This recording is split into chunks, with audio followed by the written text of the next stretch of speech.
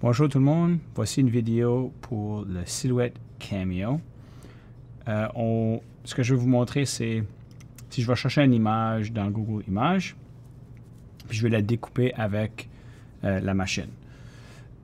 Première chose que je vous suggère, c'est chercher quelque chose en silhouette. Si vous ajoutez silhouette à votre recherche, vous allez trouver des belles images en contraste, fait comme noir sur blanc. Choisissez une plutôt qui n'a pas de mots, de paroles ou de lignes à travers, quelque chose comme ceci. Et puis, la première chose qu'on va faire, c'est l'enregistrer. Si je clique sur le Mac, on va faire le bouton droit. Je peux cliquer le bouton droit puis faire enregistrer l'image sous.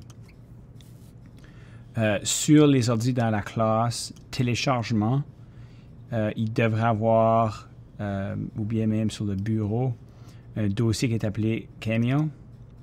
Et puis, soit mettez votre nom ou bien le nom de l'image. Dans ce cas-ci, je vais mettre chien. Là, mon image a sauvé. Prochaine étape, je vais rentrer dans le logiciel de Silhouette Studio. Puis voir ici, j'ai un exemple. Je vais faire un nouveau. Je vais faire sûr que je suis dans le mode design. Et je vais faire fichier, ouvrir. Puis là, je suis sur le bureau et dans Cameo. Et puis, je peux trouver le chien.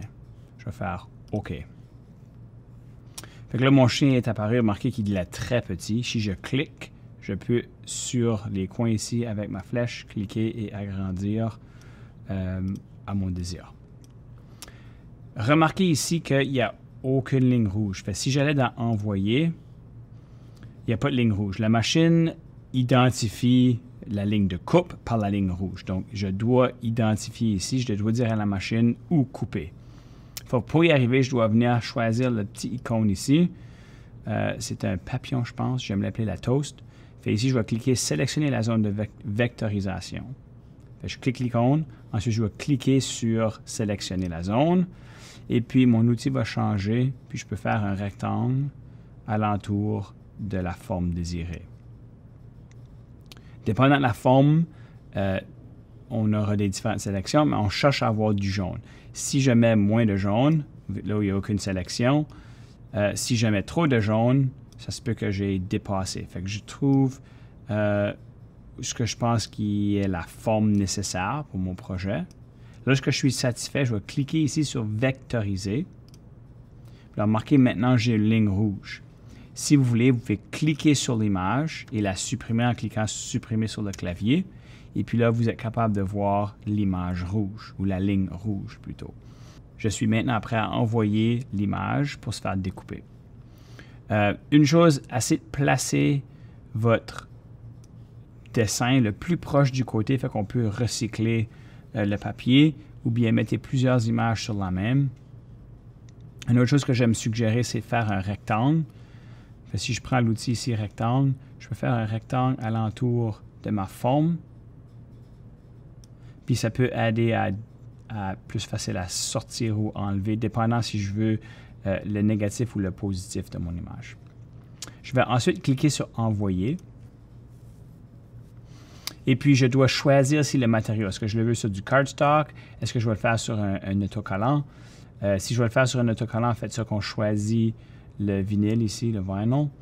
Dans ma classe, choisissez le vinyl brillant. Et puis, ça va changer les valeurs ici du couteau ou du paramètre de la machine. Fait que si je le choisis à le vinyl, vous voulez remarquer que c'est à 1. Si je vais à du cardstock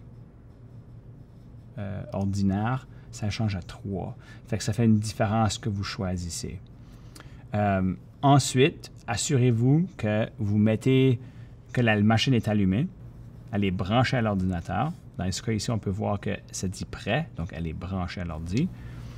Vous voulez placer votre papier, votre feuille ou bien votre vinyl sur la partie collante. Puis une fois que c'est bien placé, vous pouvez la rentrer dans la machine. Assurez-vous de bien l'aligner avec les petites flèches sur le côté et vous allez cliquer sur le bouton pour charger la feuille. Lorsque la feuille rentre, faites sûr qu'elle ne rentre pas croche, qu'elle est droite. Et puis si c'est le cas, vous allez ensuite cliquer sur Envoyer.